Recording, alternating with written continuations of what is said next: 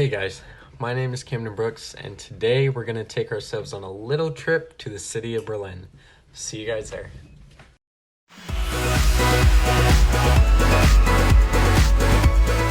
What's so great about Berlin, you may ask?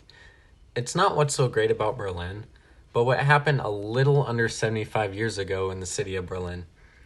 One of the biggest battles in history took place over those few weeks. According to the veterans, the silence that followed was deafening. Let's take ourselves a look at the participants of the war. The war was primarily fought between the Germans and the Soviet army.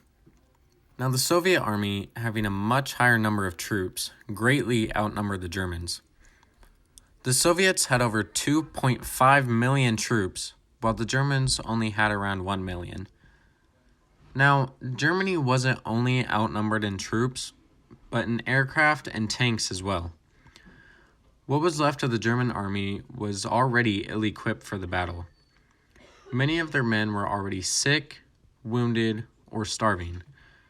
Germany was so desperate for soldiers that they had drafted many young boys and old men. Now let's fast forward to the fighting.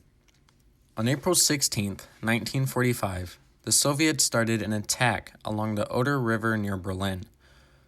After their success there, they moved on to Berlin. On April 20th, the Soviets began bombing the city.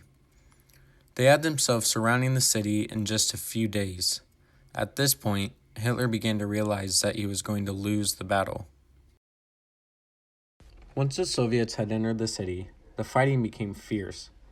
The streets were full of rubble, the city was in complete ruins, and there was no need for any more tanks.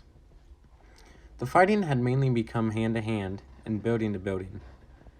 By April 30th, the Soviets had moved their way to the center of the city, and the Germans were running out of any ammunition or any hope they had left. Many Germans had tried leaving the city, but only a few made it out. At this point, Adolf Hitler had admitted defeat and forced his wife to commit suicide along with himself. Like I had said before, Hitler had committed suicide along with his wife, Eva Braun. I guess you could say a fun fact was that his and his wife's marriage hadn't even lasted a full 2 days. Now, just like any war, there were many results of the battle. The death of Adolf Hitler and the surrender of the German army were just two. There were many deaths in this war, averaging to about 195,000 deaths all around, including the deaths of German citizens. Germany was reshaped to rubble.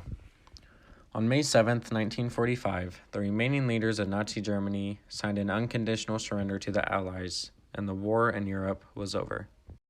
Now I had added 2 more slides just to show you the map of the war,